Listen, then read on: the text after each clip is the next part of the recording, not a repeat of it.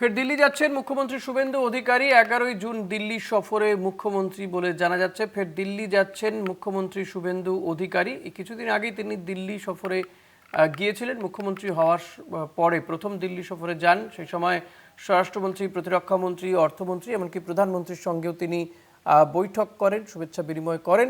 আবারও 11ই জুন দিল্লি সফরে যাচ্ছেন। জুন মাসেই দিল্লি সফরে যাচ্ছেন রাজ্যের মুখ্যমন্ত্রী শুভেন্দু অধিকারী। ফের দিল্লি যাচ্ছেন মুখ্যমন্ত্রী শুভেন্দু অধিকারী।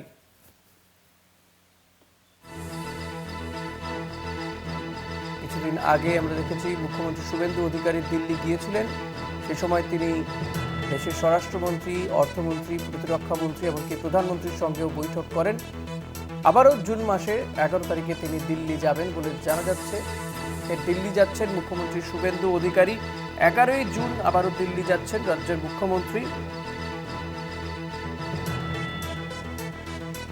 জুন মাসে 11 তারিখে দিল্লি যাচ্ছেন মুখ্যমন্ত্রী।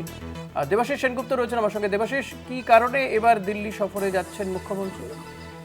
দেখো, মুখ্যমন্ত্রী মূলত শিক্ষা, দক্ষতা বৃদ্ধি এবং বিভিন্ন জাতীয় কর্মসূচি রূপায়ণের মাধ্যমে রাজ্যের অর্থনৈতিক ও সামাজিক উন্নয়নের রূপরেখা তুলে ধরতেই আগামী 11ই জুন দিল্লি যাচ্ছেন মুখ্যমন্ত্রী শুভেন্দু অধিকারী। প্রধানমন্ত্রী নরেন্দ্র মোদীর সভাপতিত্বে অনুষ্ঠিত হতে চলা এই বৈঠকে মুখ্যমন্ত্রীর পাশাপাশি উপস্থিত থাকবেন নীতি আয়োগের ভাইস চেয়ারম্যান অশোক লাহিড়ী এবং বিভিন্ন শীর্ষ আধিকারিকরা। অর্থাৎ নীতি আয়োগের বৈঠকেই কিন্তু যাচ্ছেন মুখ্যমন্ত্রী শুভেন্দু অধিকারী।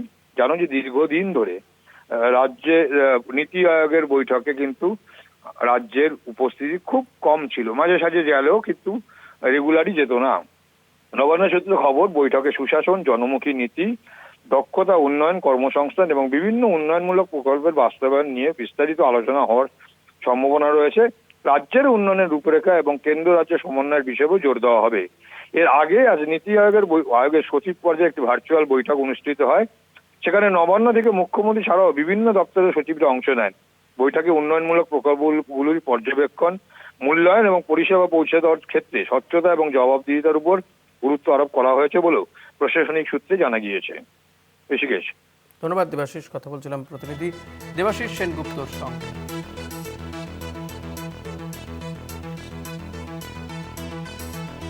ফের দিল্লি যাচ্ছেন মুখ্যমন্ত্রী শুভেন্দু অধিকারী। নীতি আয়োগের বৈঠকে যোগ দিতে যাচ্ছেন তিনি, এমনটাই জানা যাচ্ছে।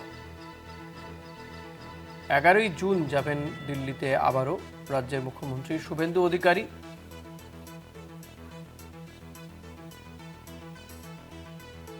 নীতি আয়োগের বৈঠকে যোগ দিতে দিল্লি যাচ্ছেন শুভেন্দু অধিকারী। 11ই জুন তিনি দিল্লিতে যাচ্ছেন বলে জানা যাচ্ছে। নীতি আয়োগের বৈঠকে যোগ দেবেন, যে বৈঠকে সভাপতিত্ব করবেন প্রধানমন্ত্রী নরেন্দ্র মোদী।